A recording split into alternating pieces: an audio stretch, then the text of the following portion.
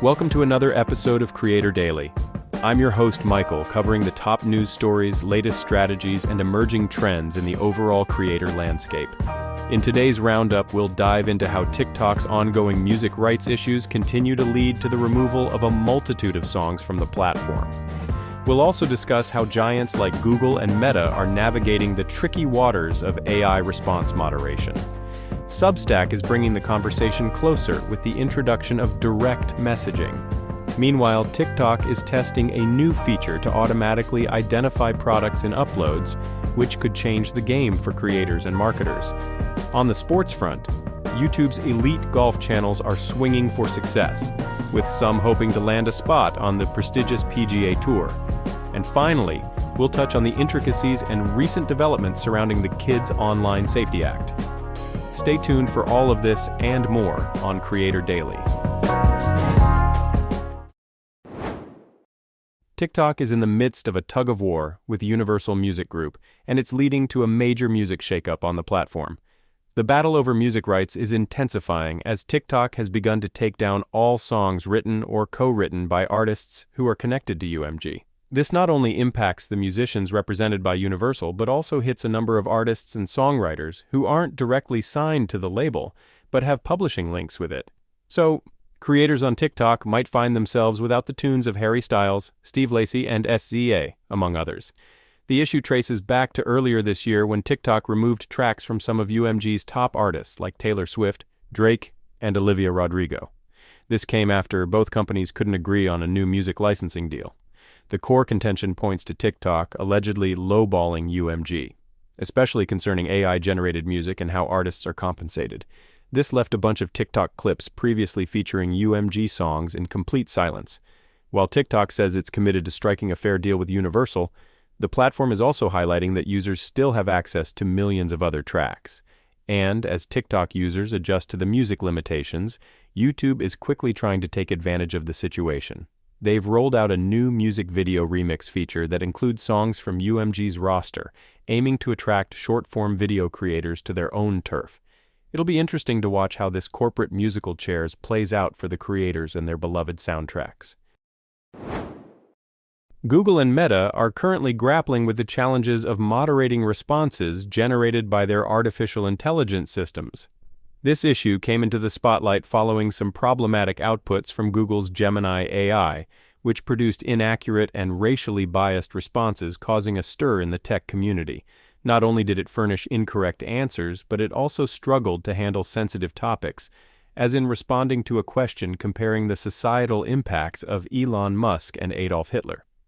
In a recent internal letter, Google CEO Sundar Pichai admitted that these mistakes were completely unacceptable, highlighting the company's missteps in implementing too many restrictions on its AI's responses. Meta is also facing a similar dilemma with its Llama large language model, LLM, which powers the AI assistant in its apps. The safeguards introduced in Llama 2, which was designed to avoid controversial content, led to criticisms from within Meta's own leadership and research team for being overly cautious.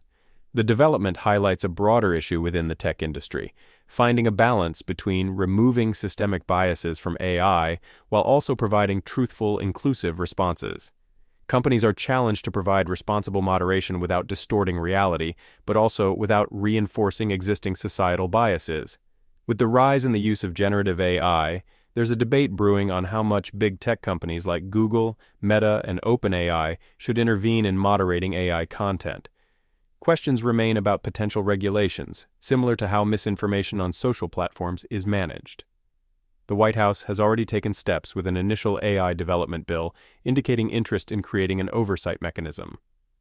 However, as is often the case with technological advances, regulation lags behind innovation, and the tech world is still far from a consensus on the best approach for effective and ethical AI moderation. Substack is stepping up its game by adding a new direct messaging feature, a move that channels the vibes of social networks we all know, like X, Facebook, and Instagram. It's a way for writers and readers on Substack to connect privately, one-on-one. To kick off a conversation, you can hit up a writer or reader's profile page or use the chat tab on the site or app. Fancy making it even easier for your audience to reach out? Writers, you've got the power to pop a "send a message" button right on your posts or notes. When a DM slides into your inbox, you'll get the heads up via app or email. Now, not just any Joe can flood your inbox. You'll only get direct messages from folks you're connected with. Anyone else? Their messages go straight to a requests folder, giving you the option to accept or ignore. If you're a creator and want to keep things exclusive, guess what? You can limit those DM requests to your paid or founding members. This addition isn't just a one-off. Substack has been morphing into more of a social networking space, throwing in features like their version of tweets, called Notes, and a dedicated feed that hits a little like X's. Speaking of, Substack has also been navigating similar waters when it comes to content moderation policies, recently under scrutiny for hosting white supremacist content. Although Substack did remove 5 Nazi newsletters, it's standing firm on its policies still.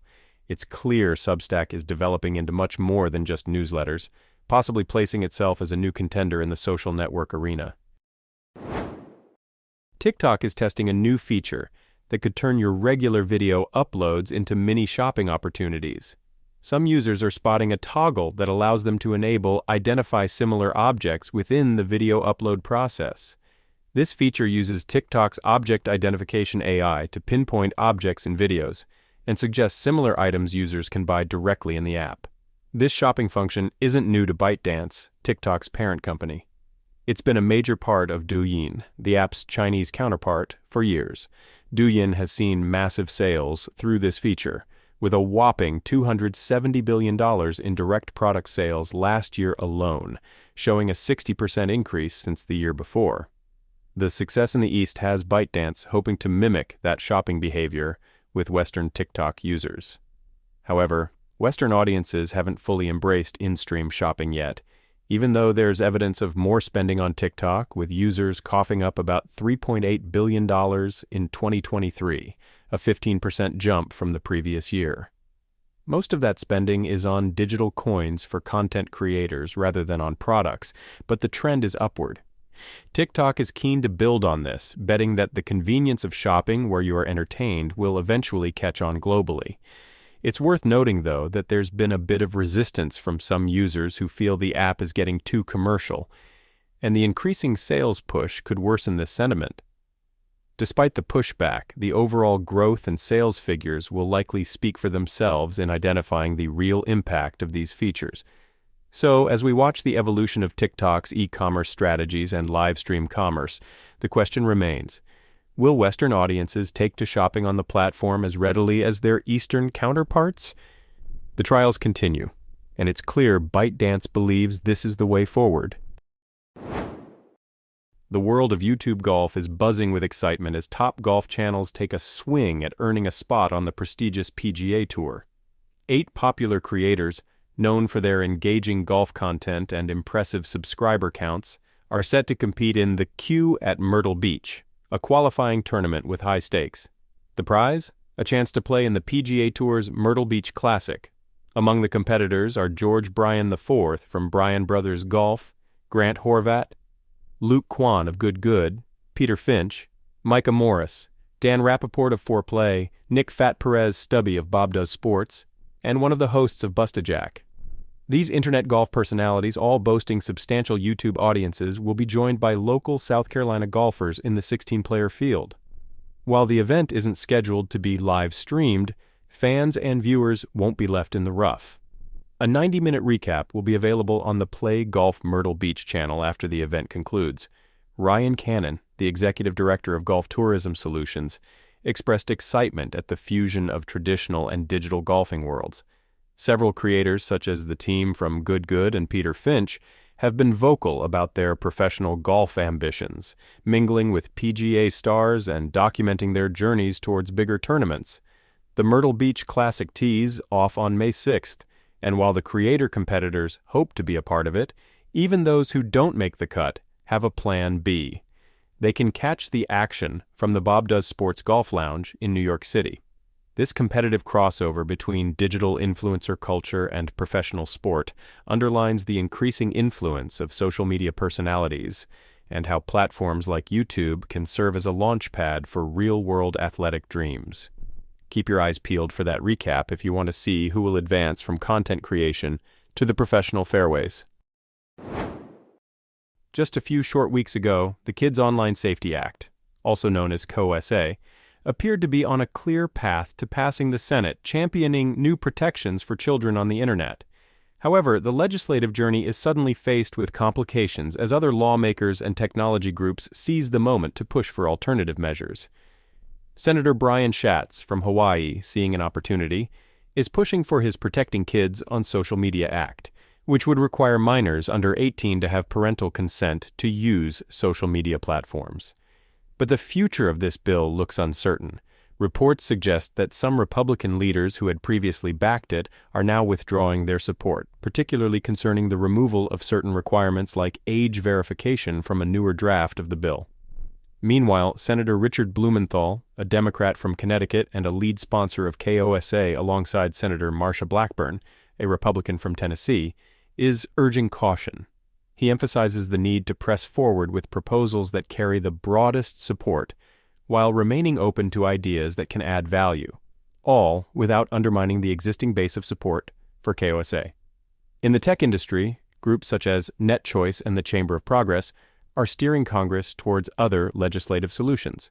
These groups sent a letter to congressional leaders promoting the Invest in Child Safety Act, backed by Senator Ron Wyden. This alternative proposal focuses on providing more funding for law enforcement to investigate child predators, as opposed to putting the onus on tech companies. Key changes have already been made to KOSA to secure the backing of over 60 senators, which includes Senate Majority Leader Chuck Schumer. One significant modification removed the enforcement power of state attorneys general over the duty of care required from social media sites to safeguard young users. This was a critical concern for LGBTQ+ groups afraid that these provisions might be used by Republican AGs to limit resources for young people in their communities. Despite the changes, certain advocacy groups like the Electronic Frontier Foundation and the ACLU have expressed that their concerns about potential censorship and access to important online resources for children persist. With Senator Schumer's support, KOSA still has a significant advantage over other proposals since he controls the Senate floor's agenda. The bill may have a complex road ahead, but with bipartisan support and 60 co-sponsors achieved, there's a strong indication that the conversation around children's safety online is far from over. That's a wrap on today's episode of Creator Daily. I'm your host, Michael, and it has been a pleasure to delve into the stories and strategies that are shaping the creator landscape. Don't forget to check the show notes for all the links and extra information we talked about today. Lots of gems in there for you to explore. And hey, we love hearing from our listeners. If you've got questions, feedback, or just want to share your own experiences, drop us an email at creatordaily@podcrafter.com. We are always excited to get your insights and stories. It's what this community is all about. Thank you so much for joining us today, and make sure to tune in again for your bite-sized updates on all things creators. Stay inspired, keep creating, and we'll catch you on the next episode of Creator Daily.